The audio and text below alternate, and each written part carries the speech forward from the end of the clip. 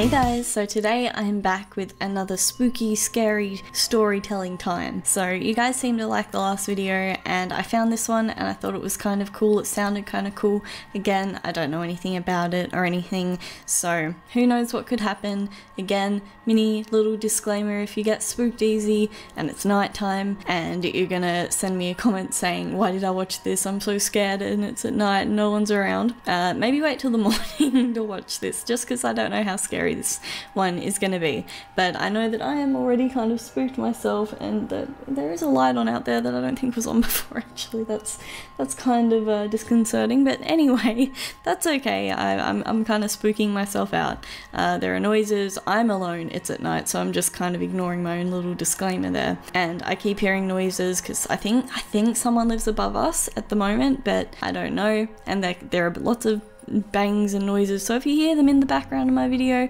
don't get spooked. Or maybe if you know you don't hear from me for a while after this video, then be spooked, but I'm sure it's fine.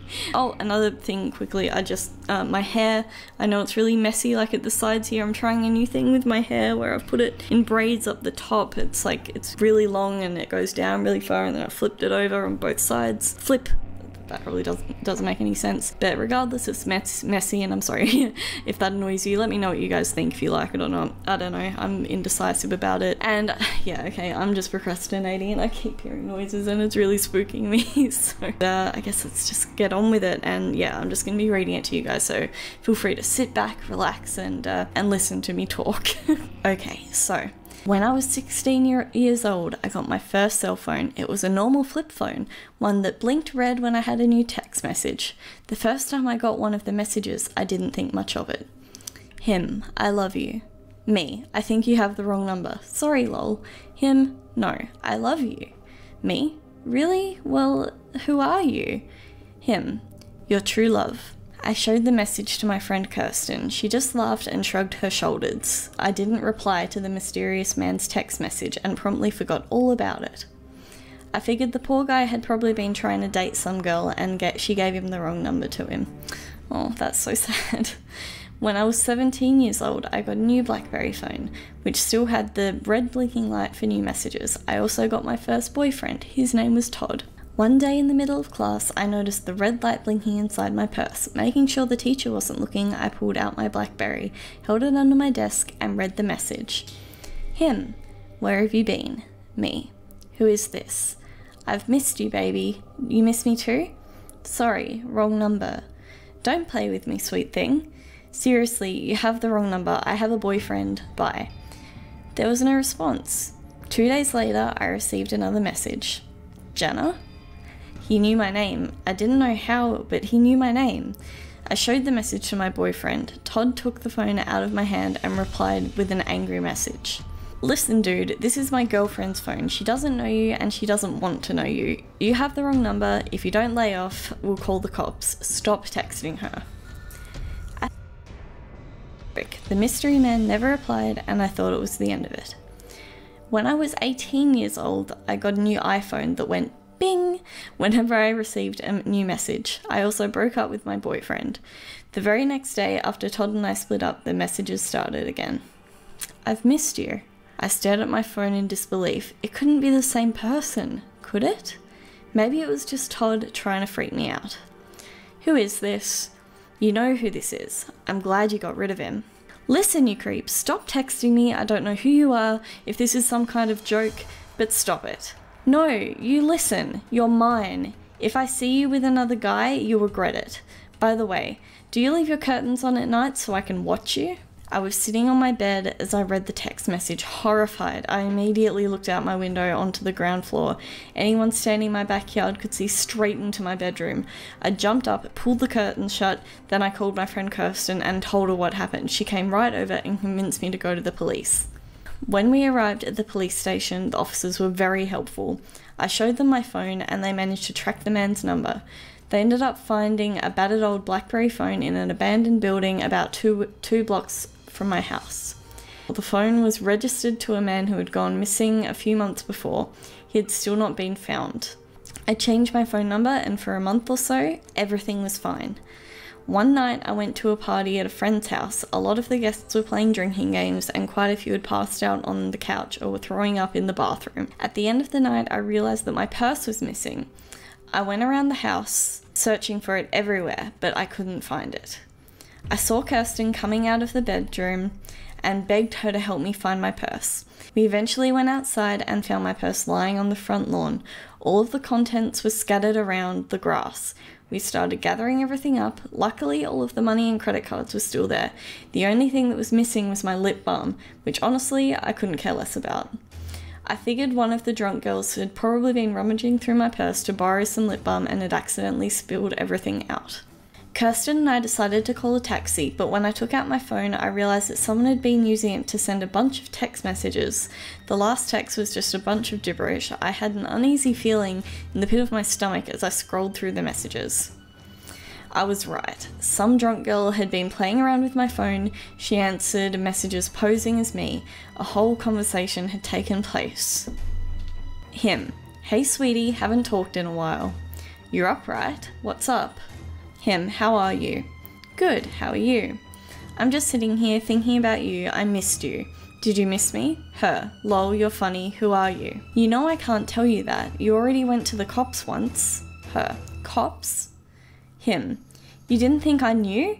It took me a while to forgive you for that, almost as long as it took me to find your new number. Did you miss me? Her, lol, sure. Him, I see you're not at home tonight, what are you doing? Her, you can see me? Him, no Jenna, I can see where you are on your GPS. That's not your house. Him, are you drunk? Wait there, I will come and pick you up. 9 minutes later, the girl finally replied. Okay, sorry, JK, this isn't Jenna, I found her phone. Him, you stole Jenna's phone? Her, no, I borrowed it. Him, I'm coming there right now, what have you done with Jenna? Her, nothing, don't come here, you're creepy. Him, I'll kill you if you hurt her. Answer me, you better not have hurt her. Him, you're dead. Her, is that you in the red car? Dude, you're creepy, I'm going inside.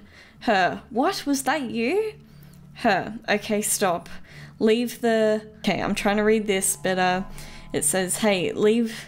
It says, okay, stop, I'll leave the... And then when it says it's saying phone, it's got like a whole bunch of jumbled messages like she's been typing it and sent just as something's happened.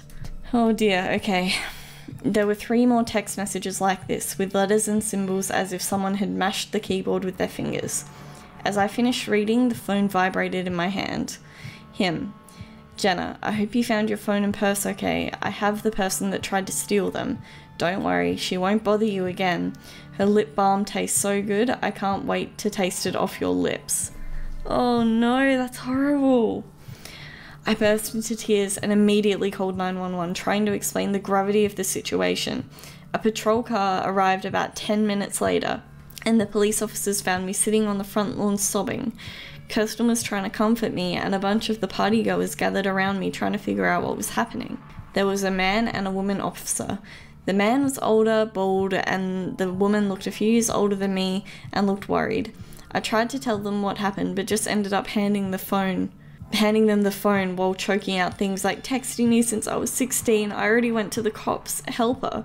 As soon as the police figured out what was happening, they ran back to the patrol car and called it in. Hours later, using the GPS, they managed to locate the other phone. It was in a lake. They pulled the lifeless body of the drunk girl out of the icy water. The phone had been stuffed halfway down her throat. When the police identified her, it turned out that I had only met her once and we only had one friend in common. Even though I didn't know her, I went to her funeral and listened to the kind of things her friends and family said about her. So many people loved her. I felt terrible about what happened. The guilt was unbearable, and even though everyone told me it wasn't my fault, I still blamed myself. The stalker had made me feel completely vulnerable. I was afraid that he would keep on finding me. It seemed like the nightmare would never end. I changed my number again, then I moved house. A good friend of mine called Matt had a 2-bedroom apartment and was looking for a roommate. I thought that would be the safest option. For a while it appeared that my life would go back to normal. However, a few weeks ago, the messages started again. In the early hours of the morning, my phone buzzed. I reached for it and read the text with haunted eyes. Him. Found you. I stared at the screen, unable to move for a few minutes. Him, aren't you gonna say hello? Bitter tears started rolling down my cheeks. Him, I know I hate to see you cry. I froze for a few moments. I didn't breathe. I didn't even blink. Slowly I turned my head and stared in horror at my bedroom window. Outside on the fire escape stood a man. He was dressed in black, from head to toe, and silhouetted against the streetlight behind him. All I could see clearly in the palm of his hand pressed against the window. His hot breath was fogging up the glass. I didn't wait to see what would happen. Jumping out of my bed, I ran down the hallway and burst into Matt's room, screaming at him to call the police. He was jolted out of his slumber. "Jenna, what is it?" he asked. "The man I told you about," I shouted in terror. "The stalker, he's here outside my window. Call the police." He was too stunned to move. I grabbed his phone and called the police myself. As I explained what happened, my roommate's eyes grew wide. He reached into his closet, grabbed a baseball bat, and set off down the hallway. I tried to call him back, but he didn't listen. His footsteps came to a stop, and I heard angry voices and the sound of a struggle. Then there was a sickening thunk. It sounded like wood colliding with someone hard. A muffled voice shouting my name. I wasn't sure who it was. I heard someone moaning in pain, followed by a loud thud. Then the entire apartment was eerily silent. "Matt?" I yelled. There was no answer. I crept out of his room, and as quietly as I could, I made my way down towards the kitchen. Grabbing a butcher knife from the kitchen drawer, I pressed myself against the wall, and I tried not to make a sound. In the doorway, I saw a large shadow appear. It was the silhouette of a man. He looked larger than Matt. "What do you want?" I screamed. "I already called the police. They're on their way." The man chuckled, a quiet, menacing chuckle. Then he started walking towards me, and I could hear him muttering my name under his breath over and over again. "Jenna, Jenna, Jenna, Jenna, Jenna." I didn't move. There was nowhere left for me to run. He came right up towards me, and his face was inches from mine. He was older than I thought he'd be, his beard streaked with grey, his eyes were hollow, with large black circles underneath. His teeth looked like they were rotting out of his mouth. I was holding the knife behind my back. As his big, fat hand reached for my neck, I let out a primal scream and lashed as hard as I could. He stumbled backwards, and with a shocked look on his face, the knife was sticking out of his chest. I pushed past him and ran into the hallway. He tried to follow me, but when I looked over my shoulder, I saw him drop to the knees. Then his face fell to the carpet. I wasn't sure if he was alive or dead, and I didn't want to take the chance. I ran into my bedroom and locked the door behind me. Matt lay slumped against the wall with a large purple bump already forming on his forehead. He was unconscious. I hurried over to him and cradled his head in my arms as I waited for the police to arrive. I touched Matt's face lightly and cried into his chest. Then I heard the sirens distance, and soon the flashing lights were outside. The police yelled out when they entered my apartment, and I heard them talking outside my room. They broke through my bedroom door, and I looked up gratefully. "What happened in the hallway?" the police officer asked. "He came through my window and attacked my friend. Then he was coming for me, so I stabbed him." The police officer looked puzzled. "There's nothing in that hallway but a whole lot of blood." I looked from him into the hallway and began screaming. I took my phone and threw it at the wall as hard as I could, shattering it. They took Matt to the hospital and brought me to the police station for questioning. Halfway through my interview, the police officer was called out of the room. When he came back, he told me that a body of a man had been found a few blocks from my house. He had died of stab wounds. They identified the man and learned that he had a criminal record for stalking, kidnapping, and attempted murder. They broke into his house and found one room completely dedicated to me. I saw the pictures the police photographer took. The walls were covered from floor to ceiling with images of me. In some of them, I looked no older than 13. There were pillows, an old blanket on the floor. I thought I recognized the blanket. That was the one I lost when I was a child. They also found the remains of a girl's body in his freezer, a girl who had disappeared almost 23 years earlier. She had been his first obsession. He was 48 years old when I killed him. He had no family, no loved ones. He had lived like a hermit for most of his life. Matt got out of the hospital a week ago. He had fractured his skull and had 3 broken ribs. He moved into a new apartment, one with an alarm system and reinforced windows. We're also officially boyfriend and girlfriend. I don't have a phone. I don't know if I'll ever get one. Whenever I hear the sound of Matt's phone ring, it sends a shiver down my spine. And there we go. There is that spooky story. That one was a bit more intense than the last one, I want to say. That was way more scary. I think for this video, I don't know if I said at the start if I'd have the, oh, yep, there's another noise. I don't know if I said I'd have the text on the screen, but I'm gonna cut a little bit out of it because it was a bit inappropriate, so hopefully it still brings the message. There was just a bit of inappropriate language that I just skipped over, so hopefully this wasn't too scary, and hopefully it didn't get too annoying seeing my face throughout the video and nothing else. But let me know if you guys enjoy hearing it me say spooky stories. I know I love hearing spooky stories, so let me know if you guys want to hear more, and if so, what you would like to hear me read or look into. I've been a huge fan of creepypastas over the years, so I'm interested in anything you guys throw at me.